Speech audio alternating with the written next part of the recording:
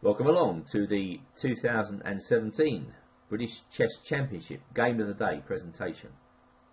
I'm International Master Andrew Martin, and today we're going to focus on the board 5 game between Nick Pert, Grandmaster, and Daniel Gallagher.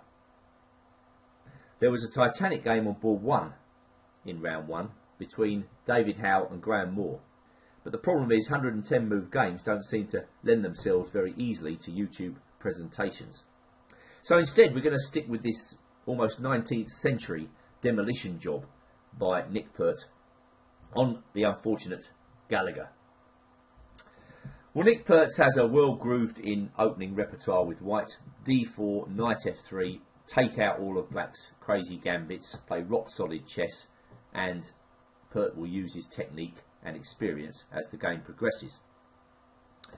Gallagher is a very promising young player. Earlier in this current week he played board 1 for England in the Gallagher Cup. That's a youth international event, and so he is pretty formidable opponent, very well booked up, quite theoretical, and today he obviously wanted to surprise Nick Pert with something aggressive, the Blumenfeld Gambit, B5, which is definitely a very interesting and aggressive choice. I recently recorded a chess-based DVD on this subject, so let's see if I can use my experience to actually try and work out what was going on in this unusual variation that Pert now springs on Gallagher, pawn up to e4. Much more common in this position for white to either take that pawn on e6, just grab the gambit pawn, or going back to play bishop g5. Perhaps that's the most common move of all. And the motivation behind bishop g5 is that white wants to play e4. So he pins the knight in order to play that move. Here, going back, Pert returns to the 1920s with a Rubinstein recommendation. e4, just giving up the pawn in the centre. Now, the thing is, there was a famous game between Tarrasch and Alekhine where black's play was so impressive that white players of the day, back then, looked for ways to combat black's gambit. And e4 was one of the forerunners at that time. White's idea was that when black takes the pawn, as he must, momentum is maintained by playing bishop to d3. And then with knight f6, knight c3, white continues to develop quickly, hoping to start an attack. Basically, white's fighting fire with fire when he plays this way.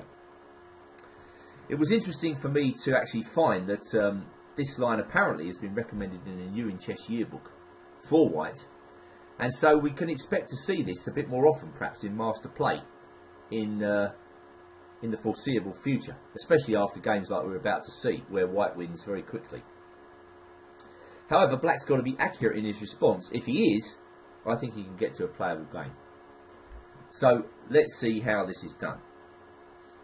So Gallagher took bishop d3. Incidentally, it's probably quite a good idea to play this line against Gallagher, because I'm pretty sure the young man was ready for d takes e6 and bishop g5. Is he ready for this old line? Playing around with Stockfish this morning, I should say knight f6 is by far the most common move. The machine was recommending knight d6. Weird looking idea, but black's intending that when white takes this pawn, he's going to go a6. I mean, I don't think white is worried about black taking on d5. That's the first thing, because black's king could just end up stuck in the centre, and you know, he could end up in a mess. I mean, a typical example of the sort of mess black can end up in is something like this: bishop takes h7 check, and then black's pieces are tripping over each other's toes. He can't defend the rook on a8. Well, of course he can play knight c6, but then he ends up in a kind of mess. Only the future will tell whether this variation with knight d6 is possible. I mean, I looked it up, and there have been quite a few master games played with this, almost exclusively won by white. So that usually deters players. They don't go any further looking at these games. They just think, oh, white's winning all the games, so I won't play this. But it may be that this is playable. However, Gallagher sits to knight f6, and white plays knight c3. And it's here I think black now plays a very risky move indeed. He plays bishop to e7. I mean, what could be more natural than that? Black's just getting ready to castle. But in fact, as we'll see, this gives white some opportunities. That the better move, b takes c4, does not. And this was the move I recommended on the DVD. The point of this is that after bishop c4, black is not going to lose any time. He's going to attack the loose white bishop on c4 and force a concession. In the games I can find with this line, white normally takes the bishop. I mean, there might be a future in playing moves like b3 here. I don't know, is that a move? Just keeping everything intact in the centre.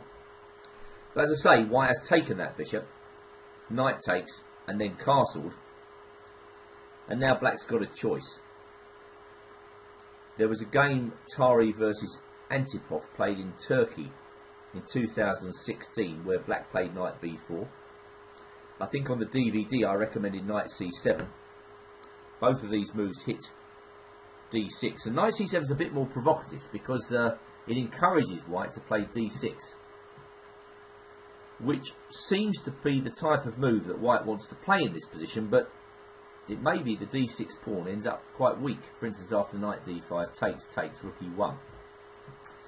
This was all played in the game Gallagher versus Kilgus, Vienna 2014.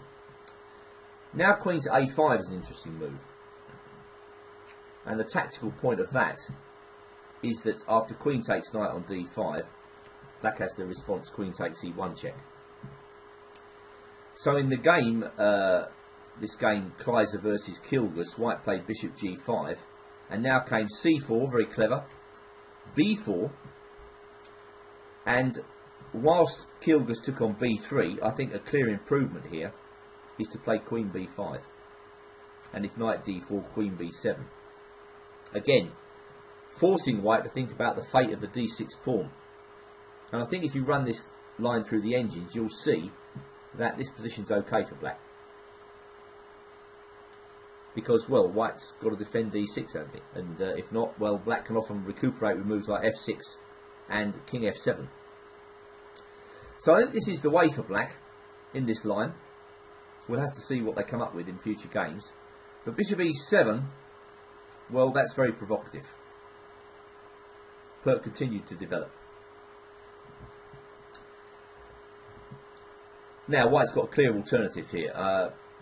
You know, obviously he can take on b5 with the knight. And perhaps that's the move that Gallagher expected. I guess what black should do here is firstly take on d5 and then play d6 and then castle. Something like this is the best way for black to play.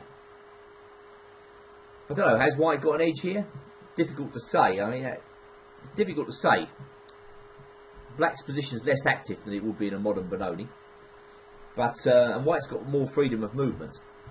But black's always going to have counter chances against that pawn on d5. At any rate, this has got to be better than the game for black. But Pert didn't do this. Instead, he castled. I mean, that is an incredibly sensible move. And now black's got to be very, very careful.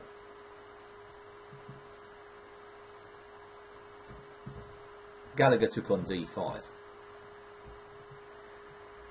Well, what else can he do? He certainly can't take on c4 and then castle, which is what he would like to do, because that runs into d6. And now we see the unfortunate position of the bishop on e7. He could, of course, play d6 and then try and scramble to safety after knight takes b5. Well, castle, something like that. Again, this looks perhaps a little bit better than the game. I mean, I don't know whether e5 is a move here as well. Just blocking up the position. Probably white's a little bit better there. But you can see black's going to have some chances. Move the knight out of the way, get f5 in. You never know. Instead, Gallagher takes on d5. White recaptures. And now he makes a very unfortunate move. He plays b4, which is far too risky in the given circumstances. What should he do? Well, there was a game between Richard Bates, the English international master, and Talsma, played in Hastings in 2015, where Black played the absolutely necessary move here, d6. I mean, he's got to stop White from pushing d6. Bates took on b5, and now Black played knight bd7. I mean, he can play bishop d7, but in general, that's an unfortunate move because it blocks the knight in on b8. Nevertheless, I don't know, off bishop d3 castles, is Black's position so bad? Maybe White's got a bit the better of it here by playing something like h3. Just cutting down this bishop's activity, and well, it's not totally conclusive, but White must be a tad better after something like this. Knight to d2. I think d6 is the sensible choice. Again, if Black goes pushing pawns, he's going to find that he gets caned in a similar manner to the game with d6. And then if takes a move like bishop e4. We're going to see something like this in the game, where, well, almost exactly the same, where White lands this terrible check and Black gets into a horrible mess. b4 by Gallagher, a new move. I doubt it's going to be repeated. Pert comes in with d6, and that's just an incredibly strong move. Basically, White's catching Black's king in the centre. But he's got to take it, and now bishop e4. Knight takes e4. Well, as this seemingly leads to a forced loss, I mean, Black's got to consider desperate measures here. Sacrifice the exchange with bishop b takes c3, White takes the rook, bishop e7, something like this, and then castle. Black has got a knight and a pawn for the exchange. He will survive into the middle game, which he doesn't in the actual game itself, but you have to think that White is winning this one, albeit in a slower way to the game, because what happens in the game is misery for Black. He takes on e4, takes bishop e7, and now comes this crunching check, which just finishes Black off, I think. King f8. Not very nice. But if he takes on d6, queen takes d6, how is he going to get his king out of the middle? If he plays queen b6, then I think the most accurate move for White here is queen to e5. And that is a winning move straight away. If king f8, we can go rook e1. He has to grovel back with his queen, and now the devastating bishop h6.